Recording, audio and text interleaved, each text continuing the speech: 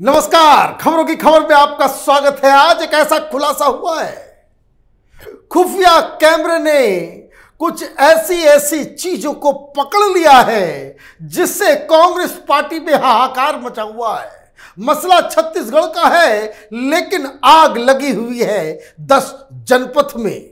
लोग कहते हैं कि छत्तीसगढ़ में बघेल साहब कोई एटीएम की सरकार चला रहे थे।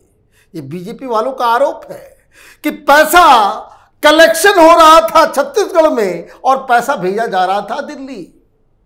सेवा किया जा रहा था चीफ मिनिस्टर की तरफ से, लेकिन यह करते करते छत्तीसगढ़ का सीएमओ क्या बन गया था, यह सुनकर आपको बहुत शर्मिंदगी महसूस होगी कि डेमोक्रेसी के नाम पे किस किस तरह के लोगों को हम लोग कहां कहां बिठा देते हैं। सीएम का दफ्तर उगाही का केंद्र बन गया, पॉलिटिकल एडवाइजर दलाल बन गया।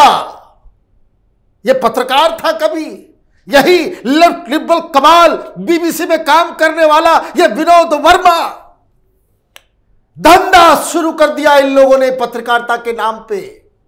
पॉलिटिकल एडवाइजर बना हुआ है, लेकिन यह जब से खुलासा हुआ महादेव ऐप को लेकर 4 दिन पहले, अमित शाह देश के गृह मंत्री ने कहा था कि पकड़ा जा रहा महादेव ऐप वालों को और पेट में दर्द हो रहा है सीएम बघेल को। क्यों हो रहा है, उसी का खुलासा हो गया है। ये जो सट्टा बाजार है, सट्टे का गंदा धंधा है, उसके साथ क्या अंडरस्टैंडिंग है कांग्रेस पार्टी की, बघेल साहब की, बघेल साहब के चट्टे बट्टों की। यह व्यक्ति दुबई में है जो अपने आप को महादेव ऐप का मालिक बता रहा है, शुभम सोनी, और जिसका पैसा पकड़ा गया 5 करोड़ कुछ लाख रुपए होटल से बरामद हुई है, नोटों का पहाड़। और क्या कहा गया कि ये जा रहा है सीधे सीधे सीएम के पास, डिलीवरी करना था। और ये जब पकड़े गए तो उसी समय से छटपटाहट होने लग गई। अब पैसा भी पकड़ा जा रहा है, लोग भी पकड़े जा रहे हैं। दुबई में बैठा हुआ है महादेव ऐप का मालिक, तो वो सामने आता है और उसने ऐसी बातें कह दी, उसे आप सुनेंगे तो आपको समझ में आएगा कि छत्तीसगढ़ में सरकार किस तरीके से चलाई जा रही थी। पहले आप सुनिए कि किस तरीके से वो बताता है कि भिलाई के अंदर उसने सट्टे का काम शुरू किया। लोग कंप्लेन करने लग गए, केस मुकदमा होने लग गया, लोगों को पकड़ा जाने लग गया। तो किसी ने बताया कि एक जगह जाओ, एक व्यक्ति से मिलो, वो व्यक्ति तुमको बचा लेगा। क्या नाम है उसका? उसका नाम है विनोद वर्मा।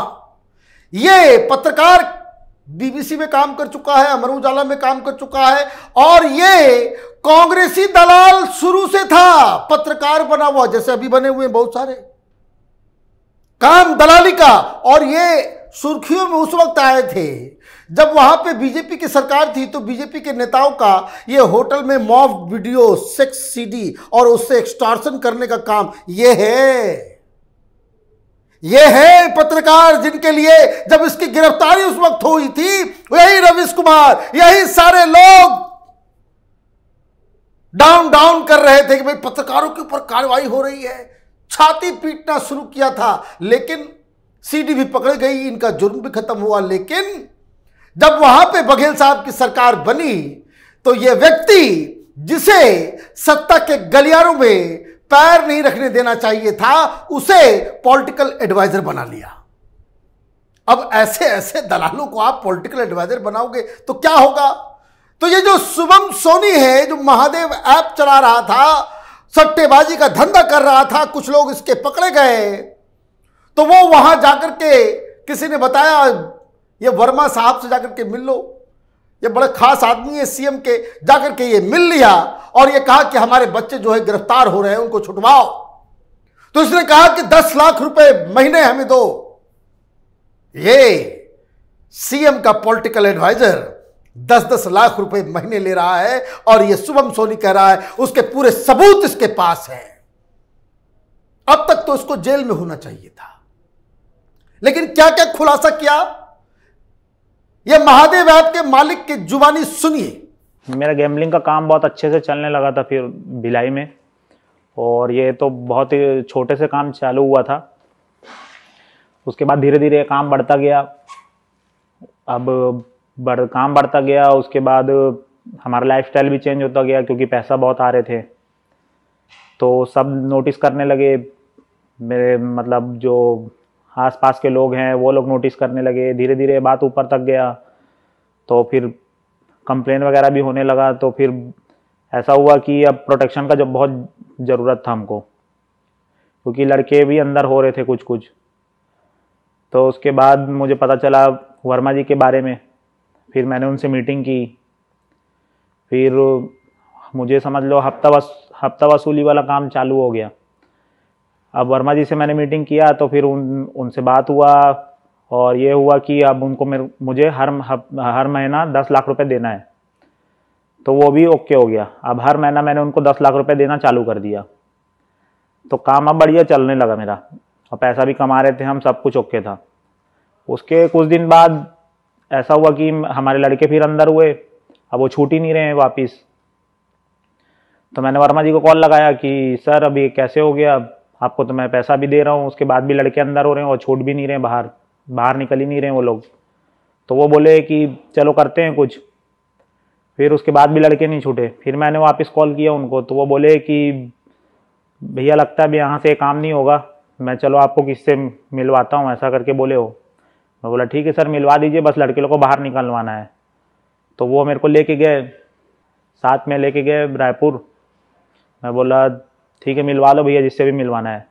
तो वो बोले कि चलो अब मिलवाता हूँ। हम गए साथ में, वहाँ पर सीएम सर और बिट्टू भैया से हमारा मीटिंग हुआ। ये चीज़ का मैंने पूरा अपना लिख के दे दिया है उसमें रिटर्न स्टेटमेंट में कि क्या हुआ वहाँ, कैसे हुआ, क्या किस बात का डील हुआ, हर चीज़ का स्टेटमेंट मैंने दे दिया अपने रिटर्न डॉक्यूमेंट में। तो आपने सुना सीएम का पॉलिटिकल एडवाइजर वसूली कर रहा था, गजब। लेकिन कहानी यहीं पे खत्म नहीं होती। वो पैसा भी दे रहा था, फिर भी गिरफ्तार हो रहा था। लेकिन यहां एक बड़ा सवाल कि फिर जब गिरफ्तारी रुकी नहीं तो इसकी मुलाकात सीएम साहब से करवाई जाती है। अब यह बड़ा मसला आ गया। अब यहीं से खेल खराब हुआ। अब सवाल यह है कि जो ये व्यक्ति बता रहा है कि छत्तीसगढ़ में वो काम कर रहा था, भिलाई से ऑपरेट कर रहा था, उसके कुछ लोगों को गिरफ्तार कर लिया गया था। यह मसला छत्तीसगढ़ पुलिस ने ही सबसे पहले रजिस्टर किया था, ये बघेल साहब की सरकार में ही के अधिकारियों ने ही। अब ये बताया जाए कि क्या ये पैसे लेने के बाद इसके लोगों को, इनके लड़कों को, इसके ऑपरेटर्स को क्या छूट दी गई, क्या वो जेल से बाहर निकले? और अगर इस तरह का केस जिसमें लोग बाहर निकले हैं, तब तो ये क्विड प्रो को माल दो और जितने इलीगल काम कराने हैं मुझसे करवा लो। और ये काम करने में बघेल साहब के अलावा किसी की और की भूमिका नहीं, क्योंकि ये बता रहा है कि जब वो मिला उसने कहा कि देखो यार माहौल खराब है, तुम दुबई जाओ। यह सबसे बड़ा गंभीर आरोप है कि एक सट्टेबाज को, यह महादेव ऐप चलाने वाले शख्स को यह कहा जा रहा है सीएम के द्वारा कि यहां माहौल खराब हो गया है, तुम दुबई से जाकर के ऑपरेट करो और वहां काम धंधा शुरू करो। और वो चला गया, दुबई में बहुत नाम कमाया, बहुत तेजी से ये आगे बढ़ा, वो खुद बता रहा है। और जैसा जैसा सीएम साहब ने हमें कहा था हमने किया, लेकिन बच्चे फिर भी पकड़े जाने लग गए। अब यहां से नया ट्विस्ट आया। अब ये 508 करोड़ की कहानी अब शुरू होती है। वो बताता है कि किस तरीके से जब हमारे बच्चे फिर भी पकड़े जाने लग गए थे, हमें दिक्कत हो रही थी, तो वर्मा साहब से हमने बातचीत की, वो हम आए। उसके बाद मुझे एक प्रशांत नाम के आईपीएस अधिकारियों से मिलवाया गया, कोई एसपी था, उसके पास भेजा गया। हम गए, फोन पे चीफ मिनिस्टर बातचीत कर रहे थे और चीफ मिनिस्टर ने मुझे डांट दिया। उन्होंने कहा कि तुम बहुत पैसा कमा लिए, दुबई में जाकर के काम कर रहे हो, तो तुम बन गए हो क्या, शेख बन गए हो, बॉस बन गए हो। तो उसने कहा कि बात समझ में आ गई, क्योंकि ये जो एसपी प्रशांत का नाम लिया जा रहा है उसने पहले ही बता दिया था कि देखो अब तो कुछ माल वाल ढीला करना पड़ेगा। सारा डिटेल जो है वो बता रहा है कि ईडी को हमने बताया और सेटलमेंट हुआ कि आपके कारोबार में कोई काम आपको प्रोटेक्शन मिलेगा, आप फला फला ऐसे ऐसे ऐसे करके आप पैसे देते जाएं। देखिए वो क्या बोल रहा है। जब उन्होंने मुझे दुबई भेजा कि वहाँ जाके अपना काम सेटल करो, लोगों से मिलो, तो मैं गया, मिला भी और मेरा काम भी बहुत अच्छा सेट हो गया। उसके बाद हुआ ये कि कुछ दिन तक तो अच्छा चला, उसके बाद फिर प्रॉब्लम आने लगा मेरे काम पे। हमारे लोग अंदर होने लगे और छूट ही नहीं रहे वो लोग। मैं फ़ोन पे फ़ोन लगाया जाता हूँ, परेशान हो रहा हूँ। तो वापस मैंने वर्मा जी को फ़ोन लगाया तो बोले कि चलो ठीक है, आप भिलाई आ जाओ, आपका मीटिंग कराते वापस से। अब मैं डर से पहुँच गया भिलाई कि लोग बाहर आ जाएंगे करके। तो वर्मा जी से मैं मिलने गया। वर्मा जी और गिरीश तिवारी मुझे मिले रायपुर एयरपोर्ट रोड पे।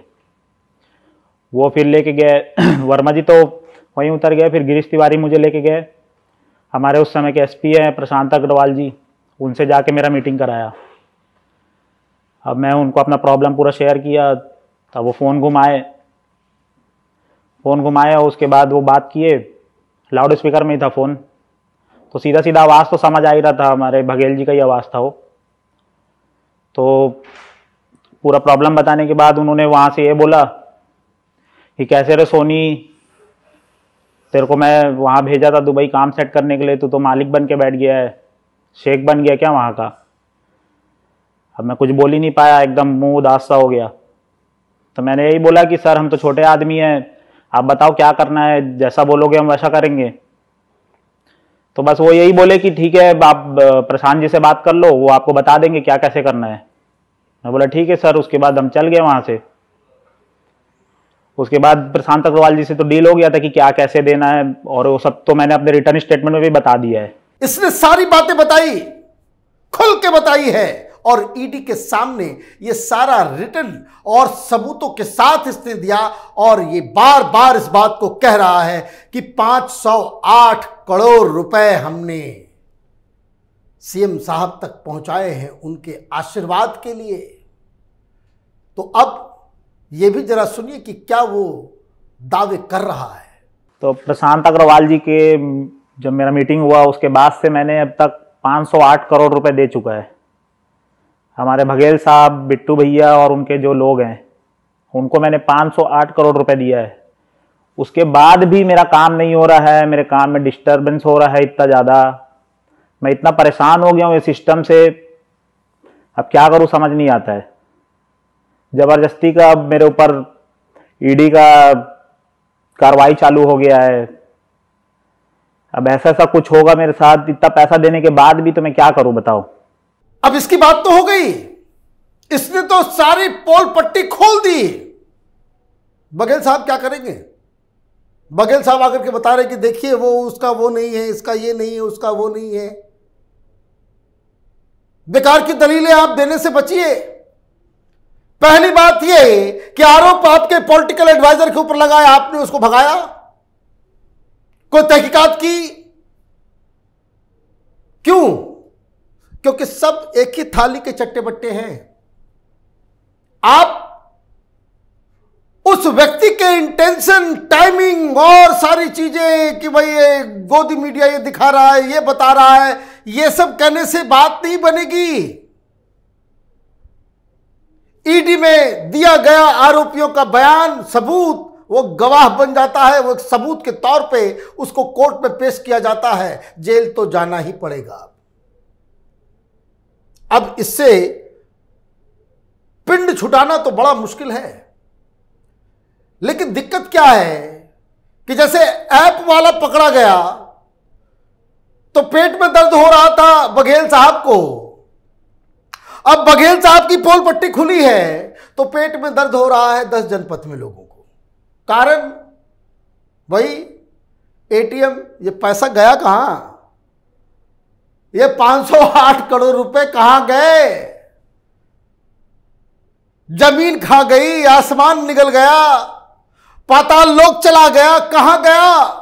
ईडी तो ढूंढेगी। और अभी तो राज्यों के चुनाव है, यह मसला लोकसभा के चुनाव में भी बड़ा गुल खिलाने वाला है।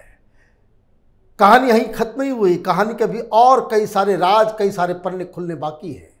आप देखते रहिए कैपिटल टीवी। हमारे वीडियोस को लाइक कीजिए, शेयर कीजिए और हमारे चैनल को सब्सक्राइब कीजिए। धन्यवाद।